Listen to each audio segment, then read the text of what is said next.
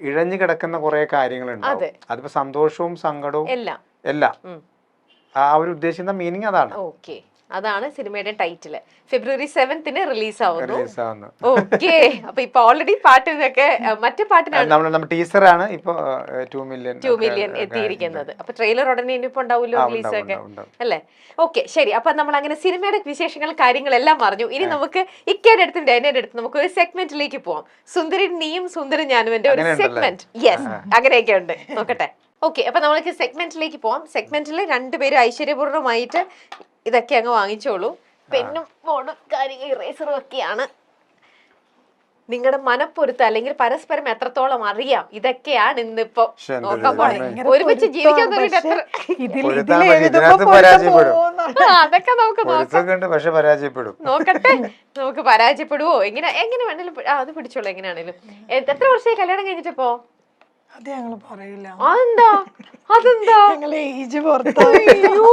ഞാൻ കല്ല് ദൈവമേ ഇതിന് താഴെ ബോക്സിൽ വരുന്ന ഏജ് എന്നാണ്. ഓക്കെ, മോൾക്ക് 19 വയസ്സ്, ഞങ്ങളുടെ കല്യാണം 5 വർഷം. അതാണ് കൊള്ളാവുന്ന കാര്യങ്ങള്.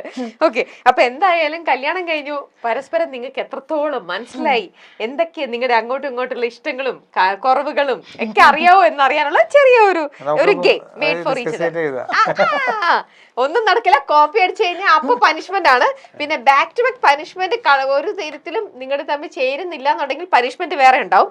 കറക്റ്റ് ആൻസർ പറഞ്ഞു കഴിഞ്ഞാൽ നിങ്ങൾക്ക് ദേ നല്ല ഫ്രഷ് നല്ല രാപ്പിളുണ്ട്, ഇത് നമ്മൾ കട്ട് ചെയ്ത് കൊടുക്കുക അല്ലെ? കത്തിയൊക്കെ ഉണ്ട്, നിങ്ങളെ കൊണ്ട് കഴിപ്പിച്ചിട്ടേ വിടുള്ളൂ. ഓക്കെ, അപ്പോൾ ശരി, നമുക്ക് നോക്കാം. ഫസ്റ്റ് ചോദ്യം നോക്കരുത്, പരസ്പരം അങ്ങോട്ടും ഇങ്ങോട്ടും. നവാസിക്ക ഒരു ദിവസം ഏറ്റവും കൂടുതൽ തവണ ഉപയോഗിക്കുന്ന ഒരു മലയാള വാക്ക് അതെന്തായിരിക്കും? പറയരുത് കേട്ടോ, ക്ലൂ ഒന്നും കൊടുക്കരുത്. നവാസിക്ക ഒരു ദിവസം ഏറ്റവും കൂടുതൽ യൂസ് ചെയ്യുന്ന ഒരു മലയാളം വാക്ക് അതെന്താണ്? മലയാളം വാക്ക് നമ്മൾ സംസാരിച്ചോണ്ടിരിക്കല്ലേ അതിന്റെ ഇടയ്ക്ക്. അല്ല, എന്നാലും ചിലർക്കുണ്ട് ഒരു റിപ്പീറ്റ് ചെയ്ത് സംസാരത്തിൽ ഏറ്റവും കൂടുതൽ പറയുന്ന ചില ആൾക്കാർക്കുണ്ട് അങ്ങനെ ഒന്ന്. അങ്ങനെ നവാസ്കാക്കില്ല, പക്ഷെ ഏറ്റവും കൂടുതൽ യൂസ് ചെയ്യുന്നത് പറയണ്ട എഴുതിയാ മതി. ക്ലൂ ഒന്നും വേണ്ട, അങ്ങ് എഴുതുക. നോക്കട്ടെ രണ്ടുപേരും കറക്റ്റ് ആയിട്ടാണ് എഴുതുന്നത്. വാക്കല്ലേ? അത് തന്നെ. നമ്മൾ സാധാരണ സംസാരിക്കുമ്പോ ചില ആൾക്കാർക്കുണ്ട് ഫ്രീക്വന്റ് ആയിട്ട് ഒരേ ഒരു സാധനം എന്ത് സംസാരിച്ചാലും അവര് പറയുന്നുണ്ടോ? ഇല്ല. എന്നാലും എന്തെങ്കിലും ഒന്ന് എഴുത്. നമുക്ക് പനിഷ്മെന്റ് ഉണ്ടെന്ന് വിഷമിക്കേണ്ട. നമുക്ക് തുടങ്ങുമ്പോ തന്നെ പനിഷ്മെന്റിലേക്ക് പോവാം. അത്രേ ഉള്ളൂ. റെഡി? ഓക്കെ, രണ്ടുപേരും ടേൺ ചെയ്തോ. നമുക്ക് നോക്കാം എന്താണ് ആൻസർ എഴുതിയിരിക്കുന്നത്. ഒന്നുമില്ലെന്ന് ഫ്രീക്വന്റ് ആയിട്ട് അങ്ങനെ ഉപയോഗിക്കാറില്ല. ഇതെന്താ എഴുതി വെച്ചിരിക്കുന്നത്? ഒന്ന് ആലോചിച്ച് നോക്കൂ. ആണോ? നോക്കിയേ, ഒന്ന് ആലോചിച്ച് നോക്കി. അങ്ങനെ പറയാറുണ്ടോ? അങ്ങനെ ഒരു സംഭവമില്ല. എനിക്ക് തിരിച്ചായിരുന്നു ക്വസ്റ്റനെങ്കിൽ ചിലപ്പോ എന്താ ഫ്രീക്വന്റ് ആയിട്ട് യൂസ് ചെയ്യാൻ അതെന്താ ഞാൻ ഓർക്കാൻ കാരണം അറിയാം. ഞാനിങ്ങനെ ചില സിറ്റുവേഷനിൽ ഇപ്പൊ പിള്ളേരെന്തെങ്കിലും കാര്യങ്ങളും മറ്റേ സംഭവം ഒന്ന് ആലോചിച്ച് നോക്കി എന്ന് പറയല്ലോ.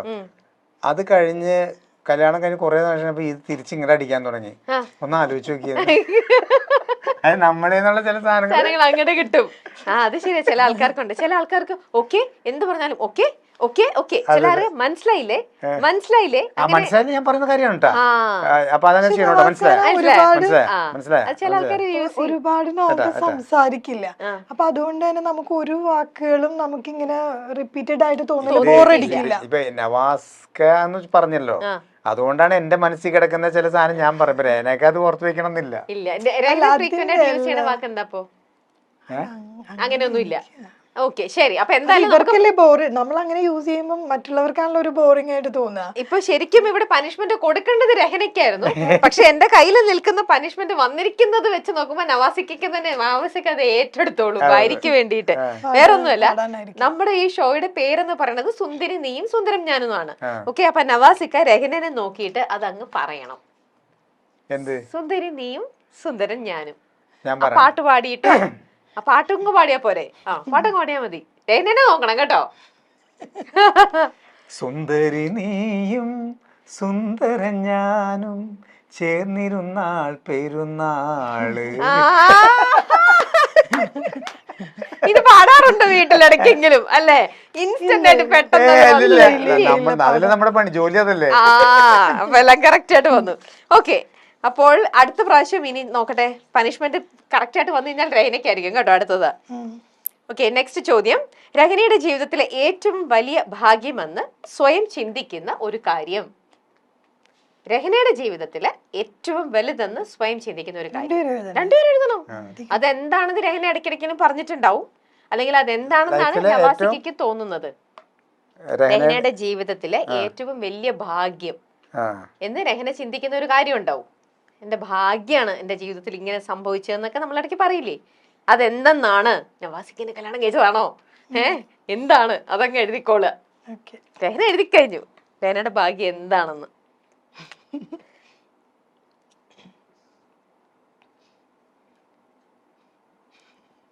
കുറച്ച് വലുപ്പത്തിൽ എഴുതണേ. പൊരുത്തമുള്ളവര് പൊരുത്തില്ലാതെ വന്ന് പൊരുത്തില്ലാത്തവര് ഇവിടെ വന്ന് പൊരുത്തമായിട്ട് പോവും. എന്താണ് നവാസിക്ക് എഴുതിയത്? ഞങ്ങൾ ഒരുമിച്ചത്. നവാസ്ക. അപ്പൊ കറക്റ്റ് തന്നെ. ഓ, അപ്പൊ അങ്ങനെയാണ്. ചോദിക്കട്ടെ രഹനയുടെ അടുത്ത്, നവാസ്കയുടെ അടുത്ത് ഏറ്റവും ഭയങ്കര ഹൈലൈറ്റ് ആയിട്ട് തോന്നുന്ന ഒരു 3 കാര്യങ്ങൾ എന്തൊക്കെയാ ഭയങ്കര പ്ലസ് ആയിട്ട് തോന്നണേ? നവാസ്കക്ക് ഭയങ്കര പോസിറ്റീവ് എനർജിയാണ് എപ്പോഴും. പെട്ടെന്നൊന്നും ദേഷ്യമൊന്നും വരില്ല, ഭയങ്കര കൂളാണ്. അപ്പൊ വീട്ടിലെപ്പോഴും ഒരു സമാധാനപരമായ അന്തരീക്ഷം ആഗ്രഹിക്കുന്ന ഒരാളാണ്. അപ്പൊ നിങ്ങളുടെ കൂടെ പിന്നെയും ചുണ്ടി എടുക്കുന്നത് രഹനയാണോ? അല്ല, അത് അങ്ങനെയല്ല, അത് വരാറില്ല. അപ്പൊ അതന്നെ ഞാൻ പറഞ്ഞു. അതായത് ഞാൻ ദേഷ്യപ്പെടാതിന്റെ കാര്യം, എനിക്ക് ഒരു കാര്യം എന്റെ അടുത്തേക്ക് വരാറില്ല. കുട്ടികൾ മുഴുവൻ പോകുന്നത് എന്റെ അടുത്തേക്കാണല്ലോ. അതായത് അവർ ക്ലാസ് കഴിഞ്ഞ് വന്ന് പഠിപ്പിക്കുന്നത്, അവരുടെ മറ്റുള്ള സംഭവങ്ങള്, സ്കൂളിൽ എന്തെങ്കിലും വിഷയം അത് സോൾവ് ചെയ്യണത്, അവരെന്തെങ്കിലും ആവശ്യപ്പെട്ടു എന്നെ കൊണ്ട് ഉള്ള ആവശ്യങ്ങൾ കൈകാര്യം ചെയ്യുന്നത് എല്ലാം ഇരിക്കുന്ന ആള് ഓക്കെ മക്കളെ എന്ന് പറഞ്ഞിരിക്കില്ലല്ലോ. കാരണം അവരുടെ പ്രായത്തിൽ അവരുടെ ബുദ്ധിക്ക് അനുസരിച്ച് അവര് പറയുന്ന കാര്യങ്ങൾ പറയുന്നത് അക്സെപ്റ്റ് ചെയ്യാൻ പറ്റാത്തതായിരിക്കാം. അപ്പൊ എനിക്ക് ഭയങ്കര കൂളായിട്ട്. അപ്പൊ ഇതൊന്നും ഞാൻ അറിയുന്നില്ല, ഞാൻ എന്തെങ്കിലും പറയണതിന്റെ ആവശ്യം എന്താ? അപ്പൊ നവാസിക്ക് അങ്ങനെ ഒരുപാട് നല്ല പോസിറ്റീവ് ആയിട്ടുള്ള കാര്യങ്ങൾ പറഞ്ഞു. ഒരു മോശമായിട്ടുള്ള ഒരു കാര്യം പറഞ്ഞ നവാസിക്കയുടെ? നവാസ്ക എല്ലാ കാര്യവും അക്സെപ്റ്റ് ചെയ്യും. പിന്നെ ആരെങ്കിലും എന്തെങ്കിലും പറഞ്ഞാൽ ഇതൊന്നും ഫീൽ ചെയ്യുന്നില്ല. ഫീൽ ചെയ്യില്ല എന്ന് പറഞ്ഞാൽ എല്ലാത്തിനെയും പോസിറ്റീവായിട്ട് കാണും, ഒരു വിഷമത്തിലേക്ക് പോവില്ല. അപ്പൊ അതെനിക്കൊരു നെഗറ്റീവായിട്ടും തോന്നാറുണ്ട്, പോസിറ്റീവായിട്ടും തോന്നാറുണ്ട്. കാര്യം ചില കാര്യങ്ങൾ നമ്മൾ വിഷമിക്കണമല്ലോ, അത് അങ്ങനെയല്ല. നല്ലതായിട്ടേ കാണുള്ളൂ. ഇനി നമ്മള് വിഷമിപ്പിക്കാന്ന് വെച്ചിട്ടാണെന്ന് അറിയില്ല. ഓക്കെ, നേരെ തിരിച്ചു ചോദിച്ചാലോ, നവാസിക്ക് രഹനയുടെ എന്താ തോന്നണത്? പ്ലസും മൈനസും എന്താ? പെട്ടെന്ന് പറഞ്ഞു. അയ്യോ, നോക്കട്ടെ, രഹനയുടെ ഏറ്റവും നല്ല പ്ലസ് കാര്യം എന്താ? രഹനയുടെ പ്ലസ് കാര്യം എന്ന് പറഞ്ഞാല്, എത്ര തിരക്കിലാണെങ്കിലും, ഇപ്പൊ നമുക്ക് ഭയങ്കര ടയേർഡാന്ന് വിചാരിക്കും, നമ്മള് ഭയങ്കര ടയേർഡാണെങ്കിലും എന്തെങ്കിലും ജോലി ചെയ്തുകൊണ്ടിരിക്കും. അപ്പൊ നമ്മൾ പുറത്ത് പോയി വന്നു, അതിലിപ്പോൾ ഇന്നിപ്പോൾ ചെയ്യേണ്ട എന്തെങ്കിലും മാറ്റി വെച്ച കാര്യം ഉണ്ടാവും. ക്ഷീണം എന്നുള്ള സംഭവം നമ്മൾ പകല് കണ്ട, പക്ഷെ രാത്രി എവിടെ പോയി കിടന്ന് ഉറങ്ങാന്ന് പറയാൻ പറ്റില്ല. അതായത് തലക്കടിച്ച പോലെ കിടക്കും. പക്ഷെ ഈ പകൽ സമയത്ത് റെസ്റ്റ് ഇല്ലാതെ പക്ഷെ നമുക്കിപ്പോൾ നമ്മൾ ഭക്ഷണം കഴിച്ചു കഴിഞ്ഞപ്പോൾ ഒന്ന് മയങ്ങാം. ഉച്ചയ്ക്ക് ഒരു സമയത്ത് ഫ്രീ ആണെങ്കിൽ മയങ്ങാന്നിരിക്കുന്ന സമയത്തും വേറെ എന്തെങ്കിലും പണി ചെയ്തുകൊണ്ടിരിക്കും, വല്ല പൂട്ടിയൊക്കെ എടുത്ത് കലക്കിക്കൊണ്ടിരിക്കണ്ടാവും. മനസ്സിലാകുന്നുണ്ടോ? അപ്പൊ തന്നെ കുട്ടികൾ ക്ലാസ് കഴിഞ്ഞ് വന്നു കഴിഞ്ഞാൽ നേരെ പ്രയറും സംഭവമൊക്കെ കഴിഞ്ഞാൽ അവരുടെ കൂടെ ഇരുന്ന് മറ്റു കാര്യങ്ങൾ ചെയ്യും. ഈ സമയത്തൊക്കെ എന്ന് പറഞ്ഞാൽ ഒരു 15 മിനിറ്റിലും കണ്ണടച്ചില്ലെങ്കിൽ നമുക്കറിയാം രാവിലെ മറ്റുള്ള ജോലിയൊക്കെ കഴിഞ്ഞിട്ടാണല്ലോ ഈ സംഭവം നിൽക്കുന്നത്. അതാണ് പോസിറ്റീവ് ആയിട്ടുള്ള. നെഗറ്റീവ് ആയിട്ടുള്ള കാര്യം എന്ന് പറഞ്ഞാൽ നമ്മൾ കിടന്നുറങ്ങുമല്ലോ, നമ്മൾ തോണ്ടിക്കൊണ്ടിരിക്കും. അതായത് ഞാനിങ്ങനെ അപ്പൊ എനിക്ക് ഉറക്കമത്ത് കാരണം സംസാരിക്കാൻ പറ്റില്ല, ദേഷ്യത്തിൽ അങ്ങനെ ഒന്ന് നോക്കുള്ളൂ. അതായത് മറ്റേ സംഭവം ഉണ്ടല്ല, അത് ഇതിനകത്ത് ഇത് വേറെ സാധനങ്ങൾ, അതായത് അതാണ്. എനിക്ക് ഉറക്കം ഭയങ്കര പ്രശ്നമാണ്. എന്തായാലും റെസ്റ്റ് എടുക്കില്ല. അല്ല, ഞാൻ കല്യാണത്തിന് മുമ്പും സിസ്റ്ററും എന്റെ ഉമ്മയും ഉറങ്ങും. ഉച്ച കഴിഞ്ഞാൽ കിടന്ന് അവർ രണ്ടുപേരും ഉറങ്ങും. പക്ഷെ എനിക്ക് ഉറങ്ങാൻ പറ്റില്ല. അപ്പൊ ഞാൻ ഇവരെ രണ്ടുപേരും ഇങ്ങനെ തോണ്ടിക്കൊണ്ട്, അപ്പൊ ഇവർക്ക് രണ്ടുപേർക്ക് എന്നെ ഇഷ്ടമല്ല. ഉച്ച കഴിഞ്ഞ എന്നെ കല്യാണം അവരങ്ങോട്ട് പോയി, പിന്നെ ഉച്ചക്ക് ഊണൊക്കെ കഴിഞ്ഞിട്ട് പോയി കിടക്കും. അപ്പൊ എനിക്ക് ഇതിങ്ങനെ കാണുമ്പോ ഭയങ്കര ടെൻഷൻ. ആരും കിടന്നുറങ്ങണ എനിക്ക് ഇഷ്ടമല്ല. അപ്പൊ ഞാനിങ്ങനെ പക്ഷെ അത് അങ്ങനെ ഓർത്ത് തന്നെ ചെയ്യണല്ല, വേറെ പക്ഷെ ആളുടെ സ്വഭാവത്തിന്റെ ഭാഗമായി അത് എങ്ങനെയെങ്കിലും അപ്പൊ ചോദിക്കാനുള്ള എമർജൻസി കുറെ കാര്യങ്ങളുണ്ടാവും അല്ലേ? ഇല്ല, ഒരു കാര്യം ഉണ്ടായിട്ടല്ല, മതി ഉറങ്ങണ്ടെന്നുള്ളൊരു ഇതാ. എഴുന്നേറ്റിരി, നമുക്ക് എന്തായാലും മരിക്കുമ്പോ കിടന്ന് ഉറങ്ങാലോ ധാരാളം. ഇപ്പൊ എന്തിനാ ജീവിച്ചിരിക്കുമ്പോ എന്തെങ്കിലും ചെയ്തിട്ടുണ്ടോ? ഞാൻ കുട്ടികളും ഉറക്കം കുറവാ പകല്. പിള്ളേര് 3 പേരും രാത്രി അത് നന്നായിട്ട് പിടിച്ച് കിടത്തി ഉറങ്ങിയാലേ 3 പേരും ഒരു 11:30-12 മണി വരെയൊക്കെ ചിലപ്പോ ഡാൻസ് ഒക്കെ ചെയ്യണ്ടാവും നിന്ന്. അങ്ങനെയൊക്കെയാണ്. പക്ഷെ പകല് അവരെ കിട്ടില്ല, ഉറങ്ങാൻ കിട്ടില്ല. എന്റെ പോലെ തന്നെയാണ് വന്നിരിക്കുന്നത്. അച്ഛന്റെ കാര്യം ഗോവിന്ദ്, അമ്മയും മക്കളോട് ആക്റ്റീവായിട്ട് നിൽക്കുകയാണ്. ശരി, 3ാമത്തെ ചോദ്യം. നിങ്ങൾ 2 പേരും കൂടി ഏറ്റവും കൂടുതൽ തവണ അഭിപ്രായ വ്യത്യാസങ്ങൾ ഉണ്ടായിട്ടുള്ള ഒരു വിഷയം. നിങ്ങൾ തമ്മിൽ ഏറ്റവും കൂടുതൽ അഭിപ്രായ വ്യത്യാസം, വഴക്കുണ്ടാക്കിയിരിക്കുന്ന ഒരു വിഷയം, അതെന്താണ്? മാറ്റർ, സബ്ജക്ട് കുറച്ച് വലുപ്പത്തിൽ എഴുതാമോ? ക്യാമറയിൽ ഇതാവുന്ന വണ്ണം കാര്യം മാത്രം ജസ്റ്റ് ഒന്ന് എഴുതിയാൽ മതി, ബാക്കി നമുക്ക് ബ്രീഫ് ചെയ്യാം. ഉണ്ടാവും, ഏതൊരു റിലേഷനിൽ നമ്മൾ ഏറ്റവും കൂടുതൽ അങ്ങടും ഇങ്ങടും പറയുന്ന ഒരു കാര്യം ഉണ്ടാവുമല്ലോ. അയ്യോ, നിങ്ങൾ കറക്റ്റ് ആൻസർ പറഞ്ഞില്ലേ? ഇത് ആപ്പിൾ തരാം. 2ാമത്തെ ആൻസർ കറക്റ്റ് ആയിരുന്നു. ഇതും കൂടെ പറഞ്ഞു കഴിഞ്ഞിട്ടാട്ടെ ആപ്പിൾ തരാം. കട്ടിയണോ? അത്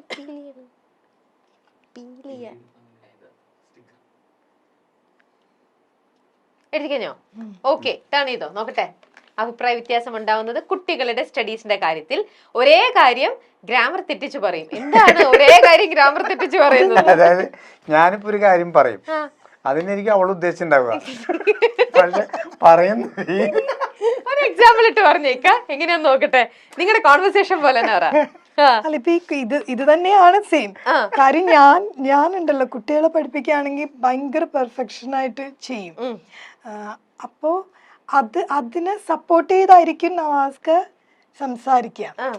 പക്ഷെ നവാസ്കയുടെ രീതി കാണുമ്പോ വിചാരിക്കും എന്നെ സപ്പോർട്ട് ചെയ്യാതെ വേറെ തരത്തിലാണ് പോണേന്ന്. ആണോ?